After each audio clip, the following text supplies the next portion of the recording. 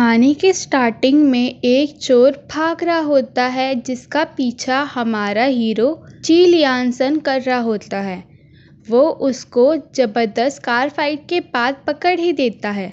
अगले सीन में एक लाल कार एक इंसान को घसीटते हुए ले जा रही होती है और उस इंसान को बचाने के लिए लियान अपनी गन ड्रॉप कर देता है और फाइट करने लगता है।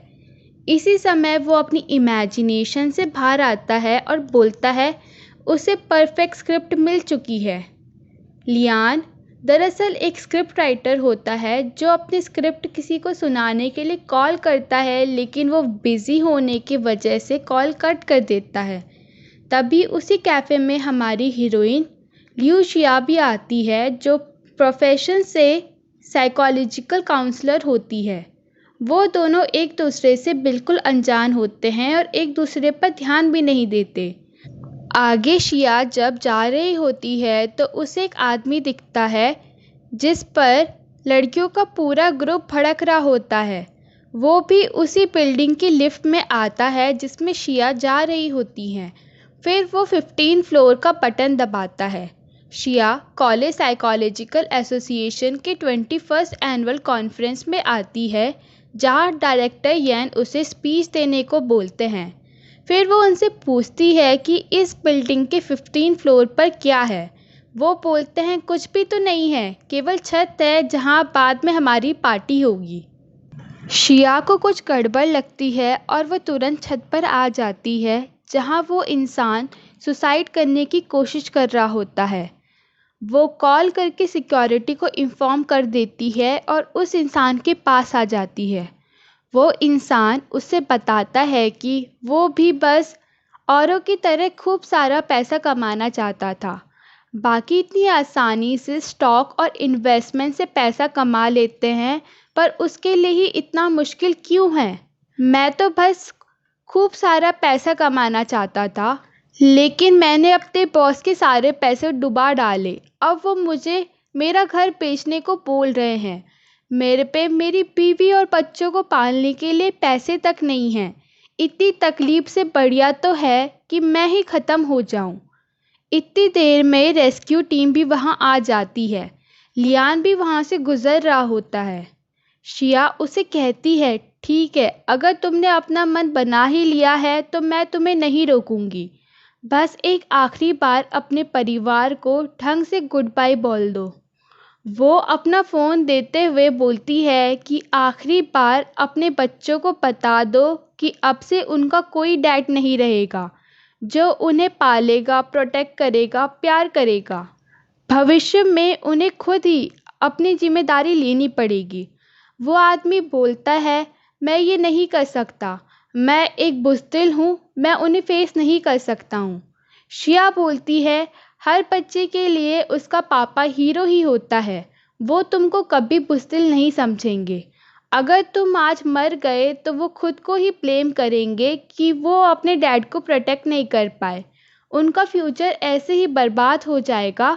जाने कितनी रातें उन्हें बुरे सपने आएंगे केवल तुम्हारे बारे में। शायद से इस वजह से वो कभी बेहतर नहीं हो पाएंगे। वो पूछता है कि तुम्हें कैसे पता? रेस्क्यू टीम उसे पीछे से आकर पकड़ लेती है और शिया को राहत की सांस मिलती है। आगे अब वो कॉन्फ्रेंस में स्पीच देती है और यंग स्टूडेंट्स को अपनी जर्नी से इंस्पायर करती है। आगे लियान भी वो न्यूज़ पढ़ता है और अपनी फ्रेंड युआन के साथ जेन के पास जाता है जो उसकी न्यू स्क्रिप्ट पढ़ रहा होता है। उसको स्क्रिप्ट पसंद तो आती है पर उसका एक डाउट होता है, क्या फीमेल लीड स्क्रिप्ट में अपीयर होगी कि नहीं। वो बोलता है वो तो ऑलरेडी स्क्रिप्ट में है। जेन बोलता है ऑलरेडी है? वो लड़की तो नहीं जिसने अपना मुंह ढका हुआ है, वो लीड है। लेकिन उसका मुंह ढका क्यों गया है?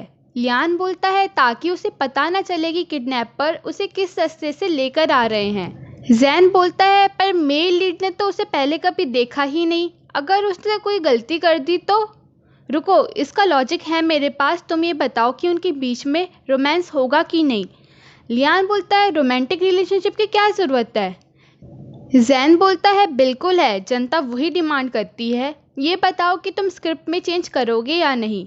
वो मना कर देता है जिसके बाद उनके बीच में बहस हो जाती है और लास्ट में अपनी जॉब ना खोने के डर से लियान को स्क्रिप्ट में चेंज करना ही पड़ता है। आगे शिया को मिस्टर फैंग बोलते हैं कि कल ही की तो बात है जब तुम बोरमैन में पढ़ा करती थी और अब देखो पूरी एकेडमिक फॉर्म को खुद ही हैंडल कर रही हो।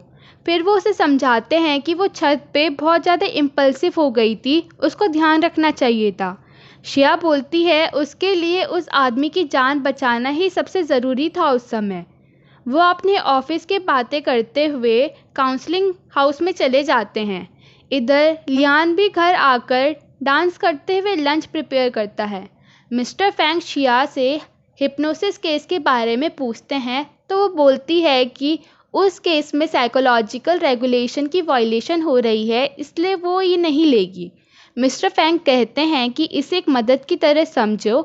शिया फिर भी मना कर देती है तो फैंग उसे कुछ दिन और सोचने के लिए बोलते हैं। फिर शिया बोलती है कि मेरा कॉन्ट्रैक्ट ख़त्म होने वाला है, मैंने अपना रेजिग्नेशन लेटर भी दे दिया है, मैंने अभी तक लगभग अपना सारा काम भी कंप्लीट कर दिया है। मिस्टर फैंग कहते हैं तुम दोबारा रेजिग्नेशन की बातें सामने ले आई। तो वो कहती है कि जब भी मैं इसे मेंशन करती हूँ तो आप इसे टरका देते हैं। मिस्टर फैंग बोलते हैं कि अभी एक इम्पॉर्टेंट टास्क है जो मुझे तुमसे डिस्कस करना है। दूसरी तरफ लियान के मकान मालिक उसके पास आते हैं और बोलते हैं तुम्हें ये घर खाली करना पड़ेगा, ये मैंने अपने बेटे के लिए ख़रीदा था और अब वो वापस आ चुका है। माफ़ करना, ये सब बहुत शॉर्ट पीरियड में हुआ, तुम्हें बताने का समय नहीं मिला। रात को शिया अपनी बेस्ट फ्रेंड जी रैन से मिलती है जो उसे बोलती है कि बोरमैन अभी अभी फेमस होने लगा है, वो इस पॉइंट पर तो तुम्हें नहीं छोड़ने वाले। वहाँ से वो दोनों अपने घर निकल जाते हैं। लियान रात को युआन के घर रहने आता है जो रात को वहाँ नहीं रुकने वाली थी।